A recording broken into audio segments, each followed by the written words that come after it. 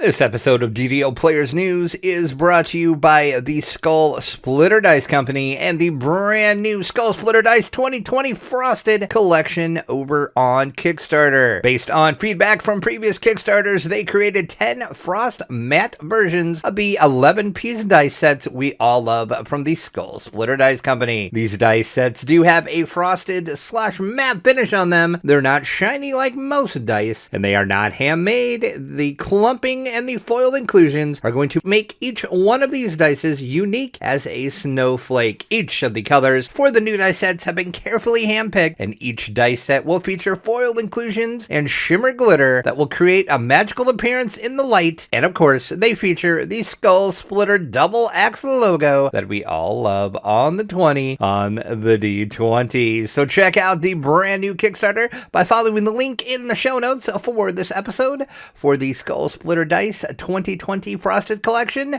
And once again, thank you very much for the fine folks over at Skull Splitter Dice for bringing you DDO Players News. Good day, everyone. This is Polly Needles, and welcome to DDO Players News, where we take a look at the latest news in DDO and on the tabletop. And please welcome my co-host from Ravenloft, Dracula. Hey now, everybody. This is weird. We're podcasting. This is weird. It's weird. Oh yes. We have come out from the dead. We have. Yeah. It's been crazy, but here we are. We're back with a show. We are back with the show.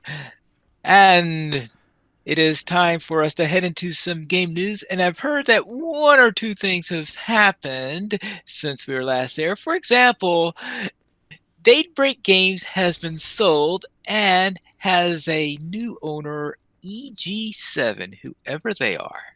Exactly. Who the heck is EG7? Nobody really knows. They are a big conglomeration out of Sweden who invest in a lot of things.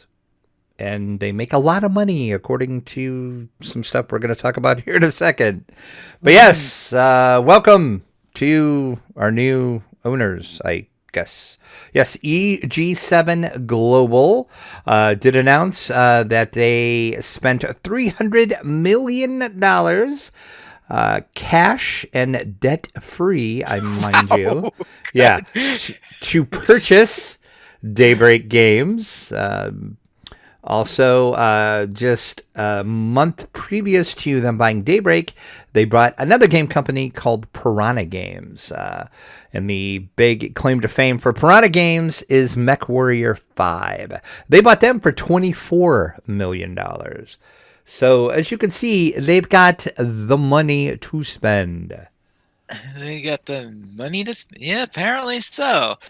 And the executive producer, Cyberlin, did post over on the forums right after this news broke. Of course, you know how everybody is. They're like, oh my God, Daybreak has been sold. The sky is falling. The sky is falling. Maybe not. Cyberlin says, greetings. As our players have read, and Global 7, EG7, entered into an agreement to acquire 100% of the shares in Daybreak Games today. We are excited about EG7, and we welcome them into our family. We are also excited to be be a part of such a great collaboration. We just wanted to let our players know that this will have no impact, which we'll talk about in a second, on the development of Dungeons & Dragons Online, the Lord of the Rings Online, and operations for us at Standing Stone Games. Our teams are working as hard as always to bring new and exciting things to our games, and in the months and years to come. We've been encouraged by your support this year, and we're hard at work planning for 2021 and beyond. We'll have a more forward-looking producer's letter in the new year, and that is where we'll talk about the next classic pack, a new event, and a whole lot more.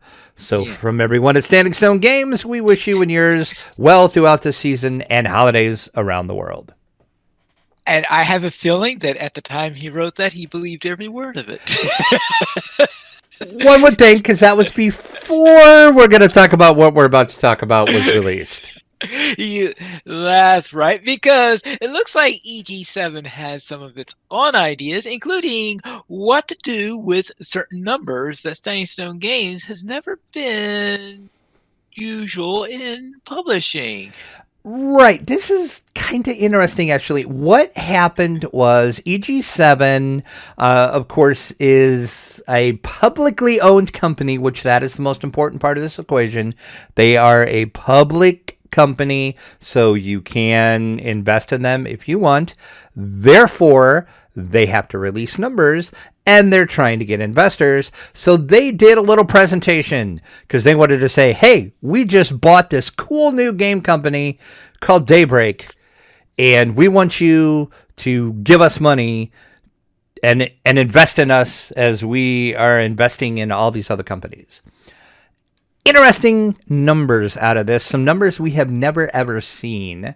The first part, before we get to numbers, though, there's always been kind of a, what exactly, we knew Daybreak Game published the game, but is that all they did? Did they have any say over it? It was never kind of publicly known.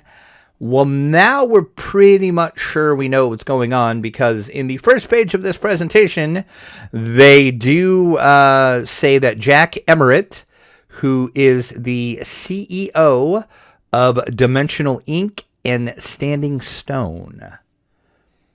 So, Jack Emmert, who was also part of Daybreak, which still is part of Daybreak because Daybreak is still a thing. It's just owned by EG7 now.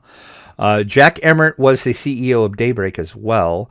So now he has a new title, and apparently he's over Standing Stone Games. So that would mean he's Seb's boss, question mark. That's right. Yeah, I wasn't sure whether this was a case of him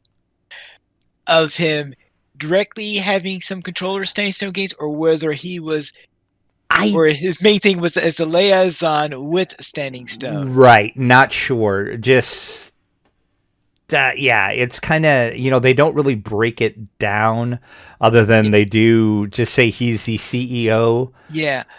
Right, because we don't know what his exactly what his relationship is, because obviously EG7, well, I can't say obviously, because last we heard that Standing Stone was not directly part of Daybreak, which means if right, which that's what we always assumed, because we always assumed, and we were always kind of quote unquote told Daybreak was the publisher. And we do know that Standing Stone Game uses Daybreak for customer service and their HR. That is known. Right. But the whole thing with Jack Emmert of Daybreak Games, they're saying he's the CEO of Daybreak and Standing Stone. So I don't know. Yeah, it's weird. But anyway. Yeah, so that's not the important part.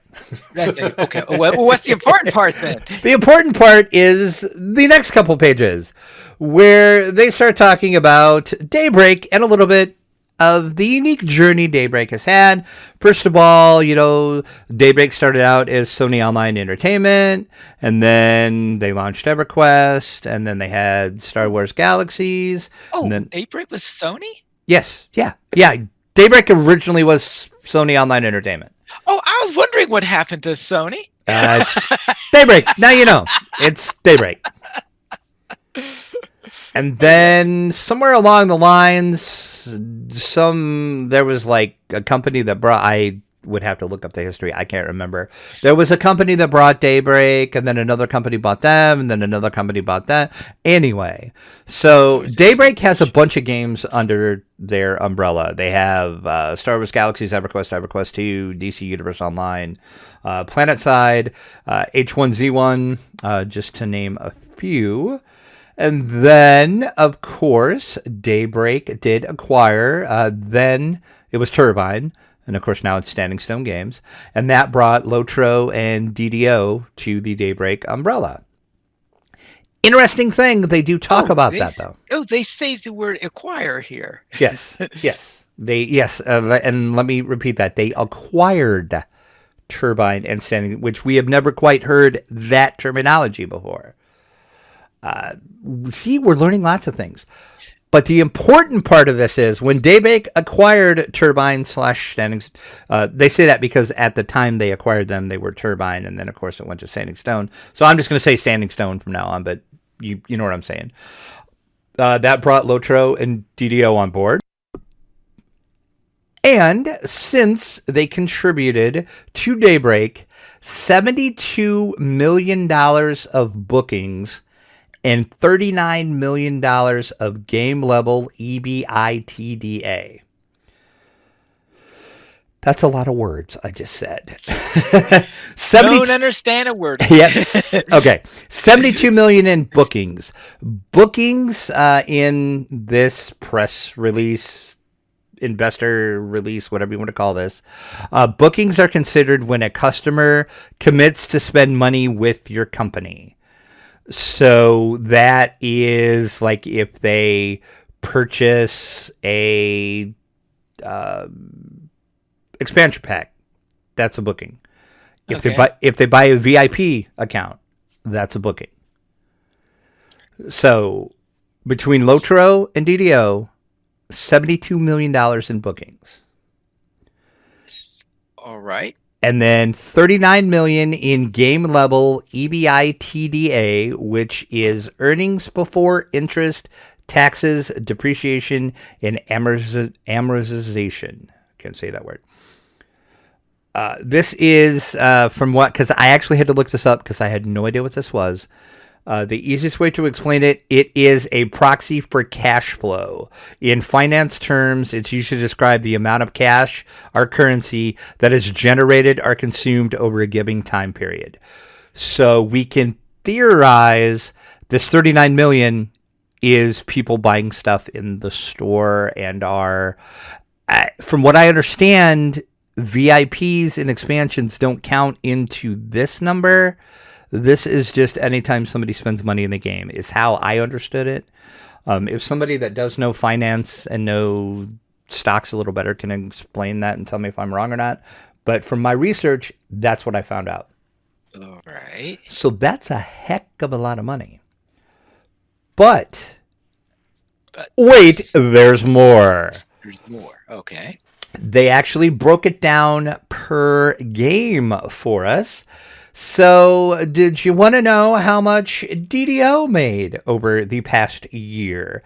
And year to date, according to this press release, is of September 30th, 2020. So this is from January to September 30th. According to not a fiscal year, but a calendar year then?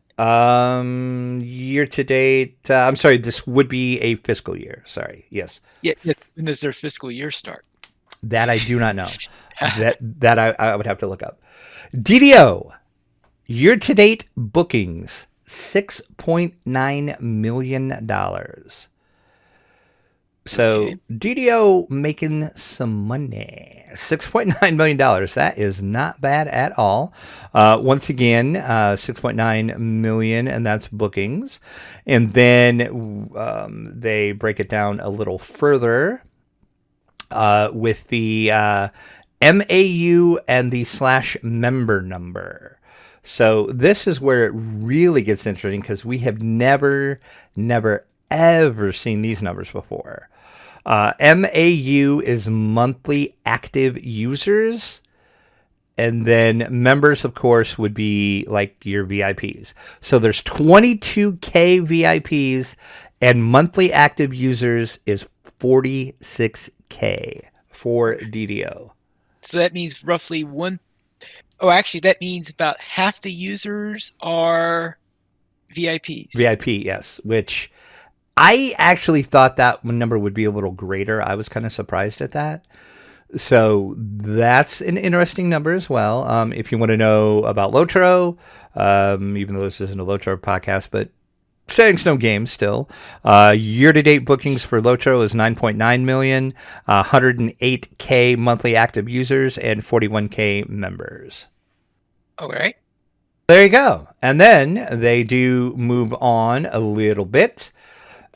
They break it down and they tell you just each game exactly like how many bookings per game they're getting, how many earning EBITDA, that number we talked about before. They break it down per game as well.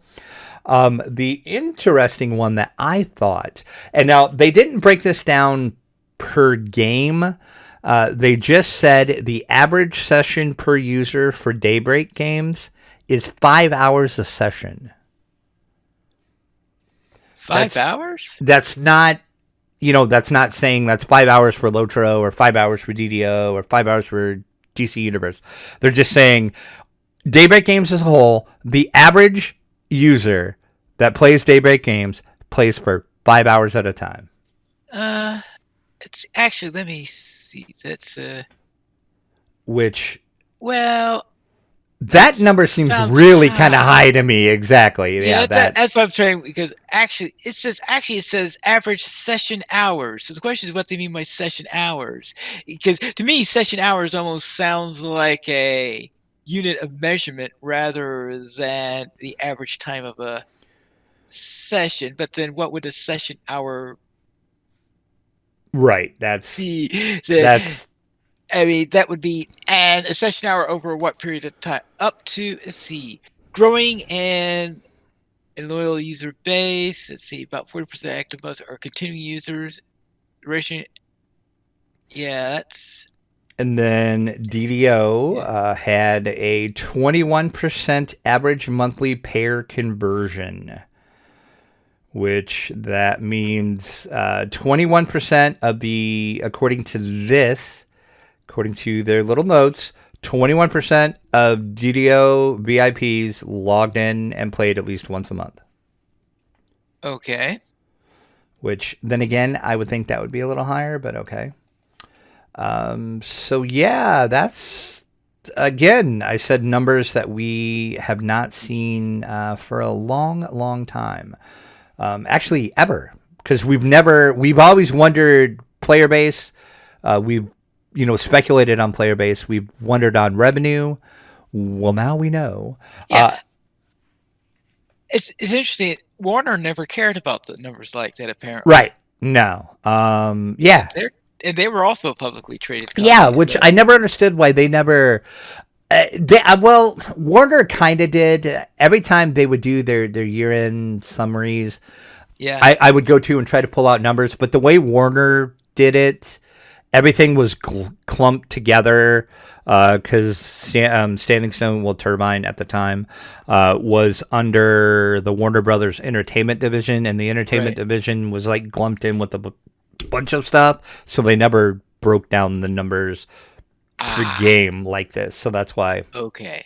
And another interesting fact that I thought was super interesting is DDO has the highest average revenue per paying user of all of Daybreak's games. Really? Yes, I thought that number was interesting as well. Yeah, and it's like highest by far.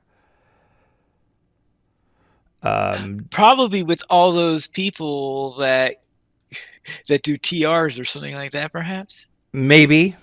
But yeah, so that's kind of interesting. So there you go. We have numbers. And then remember how Seb said, "Oh, this is not going to affect, Lotro and DDO at all. It's, we're going to do what we're doing, and we've got a little thing." As I said, probably something he thought was true at the time he said. Right. EG7 apparently has some plans, at least for Lotro. There was no mention of DDO here, but at the end of their little presentation here, they did talk about some stuff in 2021. They talked about DC Universe Online. They plan to do some upgrades to that and some other things.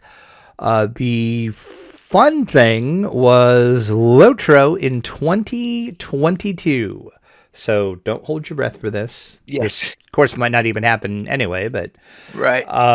They want to, quote, planning visual and technical updates for Lotro for the PC and next-gen consoles to capitalize on Amazon's highly publicized large investment in the Lord of the Rings television series.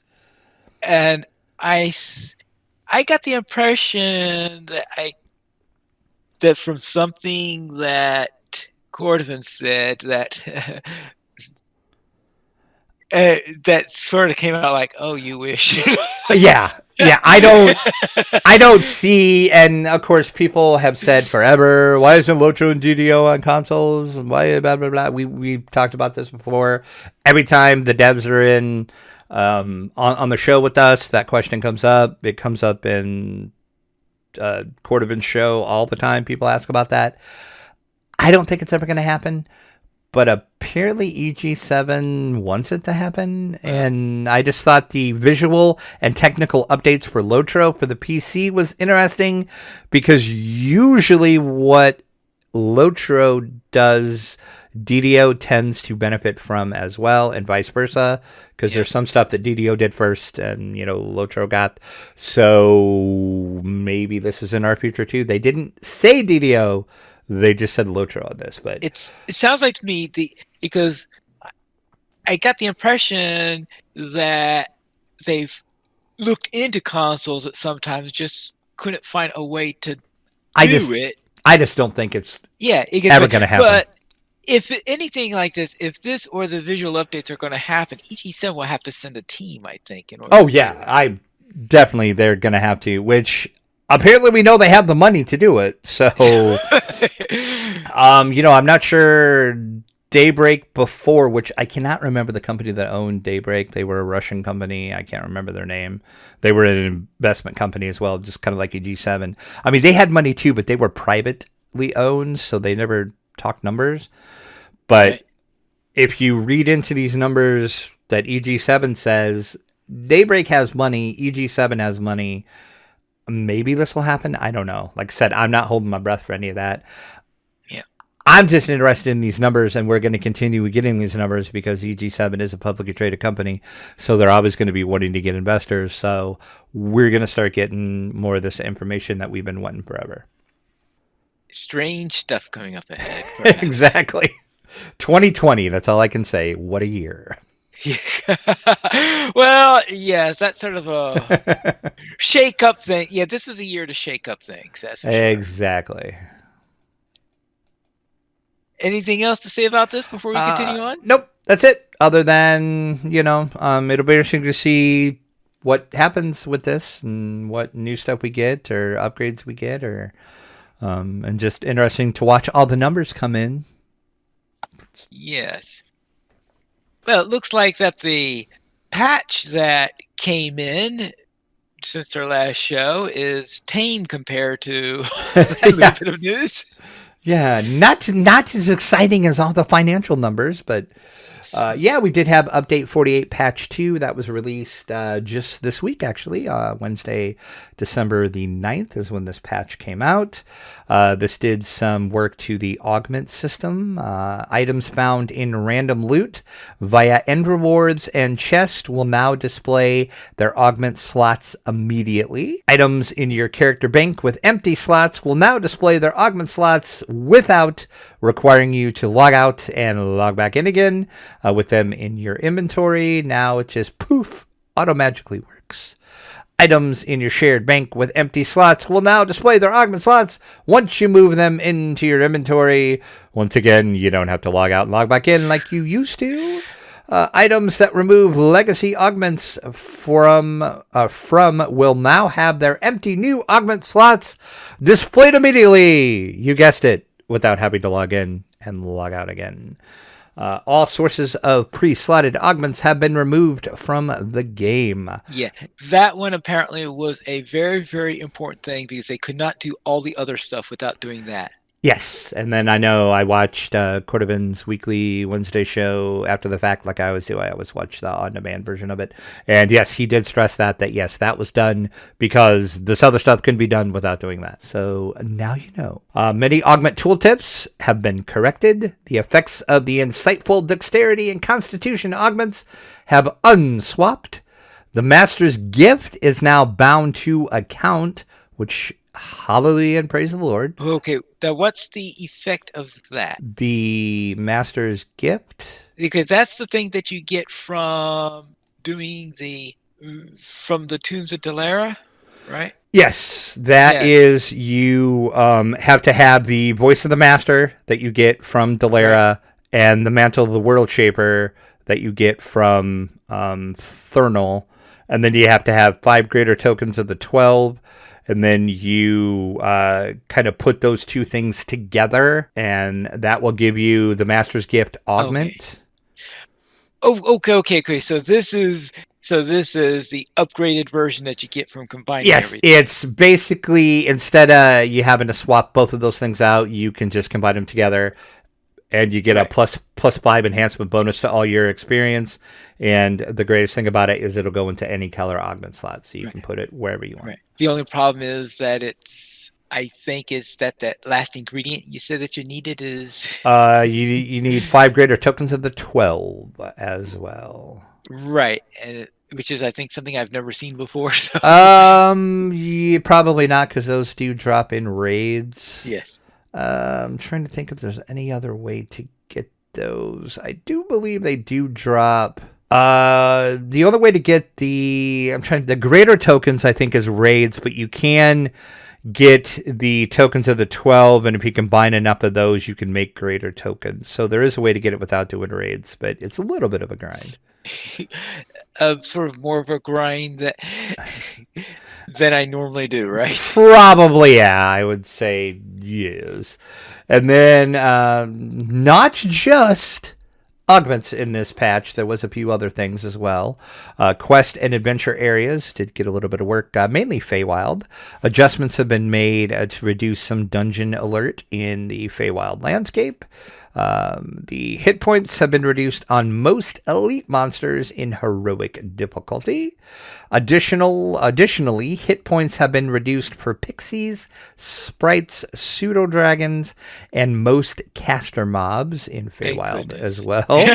Yeah, I thought you'd be happy about that one. Additional hit points have been increased for giants and woodwoads. So they went up. That's reasonable. Yeah, makes sense. Giants, more hit points. Yeah, makes sense. Melee damage has been reduced on a few of the Feywild monsters. They don't say which ones. Frozen Guard armors in a Frosty Reception will now take 150% damage from fire. That makes sense. Which makes a lot of sense. And then they finally fixed the door in Immortality Lessons that could previously be closed but not reopened. Ooh. And that is it for patch 2, update 48, patch 2. And then there was another patch. I didn't put it in the show notes, but for a day this week, I think it was on Thursday, you couldn't do daily dice. They found an error with the daily dice that is now corrected with the hotfix. So there was just one day where you couldn't do daily dice. Oh, that's what that hotfix was all about. Yes. I guess I thought that there must have broken a raid somewhere and that they... No, it was daily dice. Daily dice got borked, but they're fixed now. Okay. And it looks like that hardcore server transfers have returned. That's right. If you played on hardcore, you want to get your characters off, go now. You have until January the 3rd of 2021. This is your final opportunity to transfer your characters from the hardcore server. So if you want them off, do it before January 3rd. If you don't, you're out of luck. And it looks like that festival has arrived. So with this usual shenanigans that happen all over there, and also that the Rise of Ice games are sort of making a final farewell tour. Yeah, this was kind of interesting. Festival is here. Also, the Rizia Ice Games and the Midwater Festival is here. As you said, it's going away, though. Festival coins have begin to appear as of December 3rd. The Jester of the Festival did arrive Wednesday, December 9th. So you can turn those coins into the Jester. Coins are going to stop dropping January the 6th. And the Jester is going to stick around until January the 13th. So that is your dates for your Festivalt. The Reezy Ice Games and the Midwinter Festival started on December the 9th. It's going to end on January the 5th, ending technically the early morning of January 6th. There's a reason for that, is nobody can be on the server when they turn that off or on. Has to do with all the snow and ice effects. People will get stuck in the ice and the snow if players are on the server, so they usually do it when they do a reboot. Fun fact. But yes, early next year, they are going to be debuting a new winter event. So this is the final chance for you to take part in the Reezy Ice Games and the Midwinter Festival. If you would like, the DDO Winter Games will be coming next year. We don't know what it is. Well, we kind of do, because well, that's another story. How do you know? On Lamania, they kind of had it on by accident. Oops. So we kind of got a little sneak preview of a little bit of it. They caught it really quick and they turned it off, but we don't know exactly what it was. All we do know is there's chests that drop that are different chests that are just these DDO Winter games chest, but it, like I said, it wasn't on Lamania very long. It was on like the last Feywild Lamania build. It accidentally got turned on as well. So right. People were like, what's this? Yes. So the ice games are one of those things that I never did. Me neither. Like, what? Yeah. I did them a couple times. I did the ice skating and the ice jumping a couple times, but I'm like, meh, it never really. But anyway, so if you're a fan of them, take advantage of it now.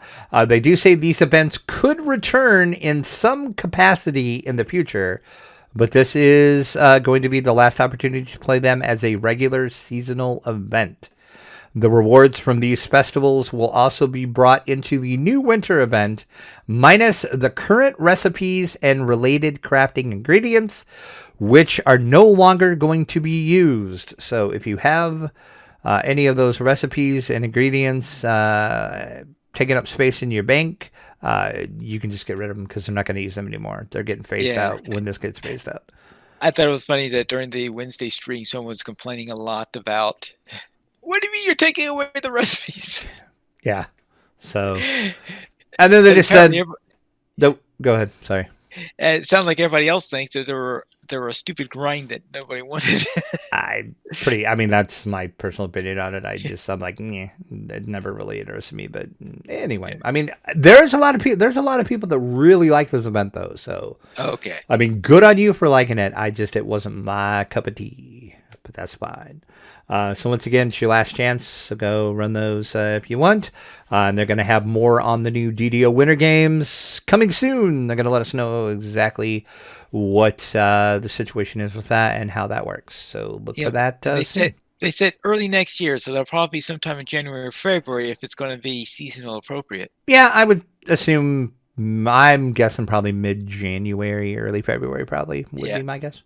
Then let's head over into the DDO Chronicle issue 406, where that beholder looks really nasty.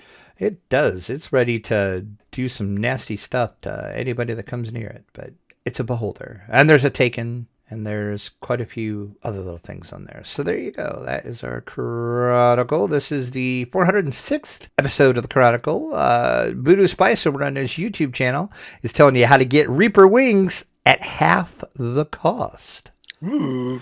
So go check out his latest video. The Vault of Kundarak has been working to make a quest guide, an item list, and an opt-in My DDO-like character viewer, and more. So go visit their website for more information on that. I was going to look at that before the show and I didn't get to that. So I'm going to check that out because that sounds pretty sweet. We have some fan site news section, of course. DDO Cast is continuing their review of the Fables of the Feywild. Click over and get the latest episode of DDO Cast. Mickey, of course, chronicling rating in her 201st week of rating. Oh, Mickey. DDO stream, of course, you can find all sorts of DDO on Twitch. DDO PL is running High Level Reaper. Brighter Days Ahead is letting Chaos ring. And Sig Trent plays the Jester.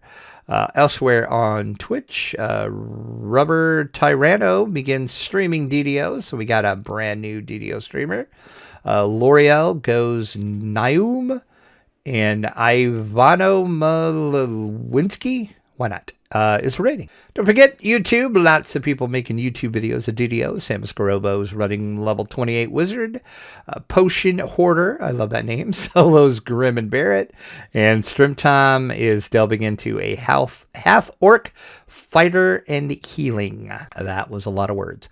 Chronicle comments of the week. Do you prefer the season in-game to match the season out-of-game, or do you like them to be different? It's sort of mixed in there because sometimes it's a nice bit of atmosphere to have it matching the real season, but sometimes you're saying, oh, the one thing you want in the middle of winter is to have a feeling of warmth. Yeah, exactly. Yes, and besides, there's no way in the world they could arrange it to all be perfectly aligned with everyone. Could you imagine someone in Australia, someone in Melbourne, and someone in New York wanting it to match in season perfectly? Oh, I didn't think about that. Oh, yeah. That would be a bit difficult on their end. That's very difficult. True. Yes. I did not even think about that. Yeah, I'm kind of the same way. I'm like, it kind of depends, I think, and it kind of depends on the game too, really. Yeah. But especially like if it's like deep winter and I get a lot of snow, I don't really want to see snow in game because I have enough of that crap outside. Yeah, there is that. So there's that too. So I'm kind of 50-50 on it. And then we have our screenshot of the week to wrap up our Chronicle. It is from Sierra Baron. So why not? Again, if you listen to the show, I pronounce the name wrong. What I do. I'm sure Pine Leaf will have a different pronunciation of that name. Well, yeah, because of course I have a lot of influence from the other games. So which I almost went with that way because that probably is what it is. But how would you say that? Yeah, that's what it felt like to me. So I was going to say Carabaran. Okay. See, I almost went that way because I'm like, that's kind of tokenish there. But yeah, that's a bit of a tokenish way to put it. Yes. So Carabaran, why not, grabbed this screenshot of the Stormhorns in the What Goes Up quest for this week's DDO screenshot of the week.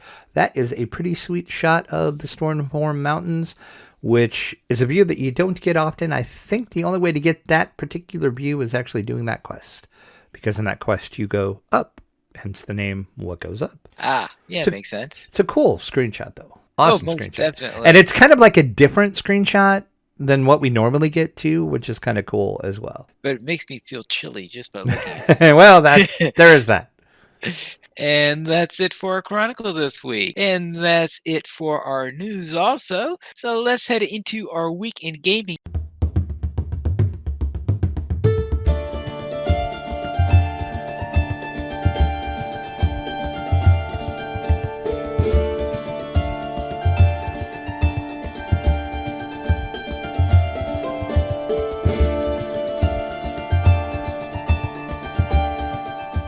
And Drac, what were you up to? Some Dungeons & Dragons 5e. That's really all I did. Well, at least it was D&D related. I'm sure. See, there was that. Yeah, we did the final episode of the year for Dungeon of the Mad Mage. This was episode 7. I'll put a link into the show notes for the episode. It's now up on YouTube over on Evil Beaker's channel. You can check out the episode. Super fun episode. I just love Dungeon of the Mad Mage. It's just so much fun. I love playing in this game. We got a little mouthy in this episode. Mouthy. I'll just give you that little there. Is it mouthy as in very talkative or mouthy as in piney fun friendly? No. Not either one of those, actually. Oh, okay. Watch the episode and you'll find out. Okay. But as I said, this was the final episode for Mad Mage of the Year. We'll be back next year, which sounds weird to say that, but It's not that far away, actually, Well, which again not sounds that weird far. to say that as well, too, but Well, especially since it's a year that felt like 3. right, exactly. So that's the final episode of that. Upcoming though, the 27th of December, so just in a couple weeks, we're going to be running the classic D&D night. So that's us playing some D&D 2E. So if you want to see some old school D&D, that's coming up on the 27th. But other than that, that's all I did. Like I said, I've had just the last couple weeks, hence we didn't have a podcast, has just been crazy. Hopefully next year will be better, but we'll see. We hope. So how about you, finally? Right now, I'll begin with my over in DDO with my Human Alchemist. First off, I went through a number of things that were level 4, so finishing up the Sharn Syndicate quests with the Bookbinder Rescue and Come Out and Slay. I also ran much of the Catacombs. Then, after taking care of the Crypt of Gerard Dryden, I realized I was getting really close to level 5. I didn't feel like running another Catacombs quest in there. So instead, I went and ran the Butcher's Path. I was a little over level for it, but I was close enough in level that was able to push me over to level 5. And the reason I was trying to get to level 5 was so that I would be level 5 when Drac and I went to the Feywild. So we went to the Feywild and ran the Endless Revels and Witch Hunt, the first 2 quests for the Feywild. Then on my Human Alchemist, I essentially ran Feywild stuff. Endless Revels, Witch Hunt, Make Believe, The Knight Who Cried Windmill, A Frosty Reception, Wake Me Up Inside, which ended part 1 of the series. And somewhere around in the middle of all this is when they added the saga. So when I talked to the saga NPC later on and looked it up, I got credit for the last 3, but not for the first 3. So I'll have to go back and rerun those if I want to get credit for the saga. And then for part 2, I ran the Ice Mount Curse, the Thornright, Needle in a Face Stack, and Quid Pro Quo. So I think there are about maybe 3 more dungeons that might be left in order for me to complete in order to finish part 2. Then I have to go back and, as I said, rerun a couple of things in part 1 so that I can get whatever the saga reward is for that. So that's with my Alchemist. And I am recording that particular series in there. And on tabletop, I did quite things on tabletop, but the highlights are I played Quad Heroes, which I hadn't played much before. So I was getting to relearn that game because now that I have a larger gaming table, I could play some of these larger games that I had put aside a bit. So getting to reacquainted with Quad Heroes. Then I played some Snowdonia, including my first attempt at playing against the AI, because there are 2 ways to do it. One is to play against the game and then compare your scores, and the other way is to play against an AI. I'm still trying to see what I think about the AI. It seems to be a little bit on the complicated side in there, so I have a feeling I'll be playing the less complicated version of playing against the game rather than playing against the AI, but occasionally I'll pull out the AI rules in order to do that. I did play Mage Knight, and yeah, it's been a while since I've played Mage, but I think like right after I got it, again, one of those things concerning room and all that, so I tried to play a city conquest in there. It's been so long to where I wasn't exactly sure of the best way in which to proceed. So I think it was about a third to halfway through the game before I figured out everything that I needed to do. In the end, I was coming near the end, and I knew it was impossible for me to get both cities. So right at the end, I said, all right, I'm going to go after this city because there is one city.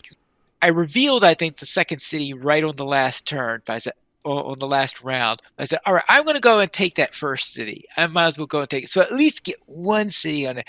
So I went to I attacked that. It was the green city in there, and I went in there, put everything I got because I figured this is going to be the end of the game anyway. So if I get killed, who cares? I've lost the game already anyway. So let's just see if I can get this thing. I put everything into it, and I surprised myself by actually being able to take that city. But I just squeezed by on getting it. Lost the game anyway, since I wasn't anywhere near getting ready to look at the second city. So that was Mage Knight. I also pulled out Hoplomachus Rise of Rome, tried one of the Titans in there, and played a few Commands and Colors games, including Ancients, where in Ancients I was playing a couple of scenarios from some of the expansions in there, so getting to know how that, because one of them that I went to is a famous battle where the Romans were trying to show flex their muscles up in Germany, and the Germanic tribes decided, let's teach the Romans a lesson. And I don't know, you ever see I, Claudius? I don't think so, but it sounds familiar, but I do not believe I have ever seen it. All right. Yeah, this is a battle which has caused where Augustus is, when Augustus hears news about the results of this battle, he was really, really distressed by the whole thing, and he's going, where are my legions, as a result of this, because he had 3 legions that were so completely destroyed and embarrassed in that particular battle that after the battle, even though someone eventually was able to get back the legion numbers from Germany and bring them back, they never reformed those legions because they considered it to be bad luck to try to reform those legions because it was such a disaster what happened in there. Oh, okay. And in there, though, Tudo Wald is the name of that one. Though when I ran it in there, I sort of changed history a bit because the Romans won when I played through that one. Oh, okay. So I have a feeling Augustus would have been a lot happier if the real results were as I played it through, rather than the historical results where the Romans were just completely ripped to pieces.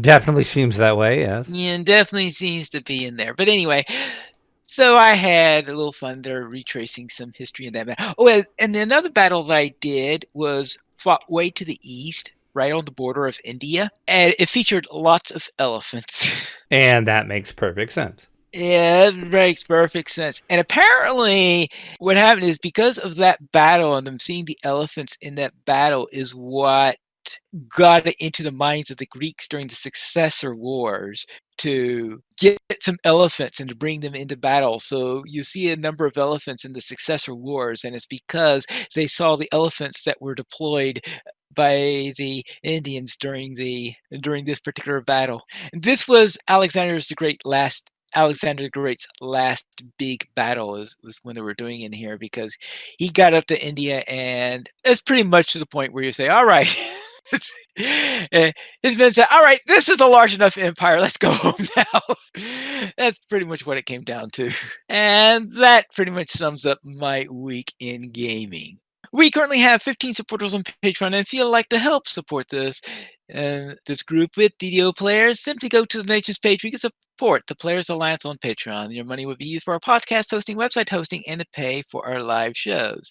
And if you'd like to just donate without becoming a patron, you could contact Drek at DDOplayers.com. We did not receive any comments this week or emails, but if you'd like to send one, you can send it to podcast at DDOplayers.com, and you can also host a Twitter, the Players Alliance at Players Online, DDO Players at DDO Players, Dracula at Dracula_72, and Piney Pet Piney Needles. The Players Alliance has 2 shows on Wednesdays at 7 p.m. U.S. Eastern Time. We have DDO Players News, when we can get to it. And on Saturdays at 8:30 p.m. U.S. Eastern Time, we have Locha Players News. You can switch to our shows at ddoplayers.com/live.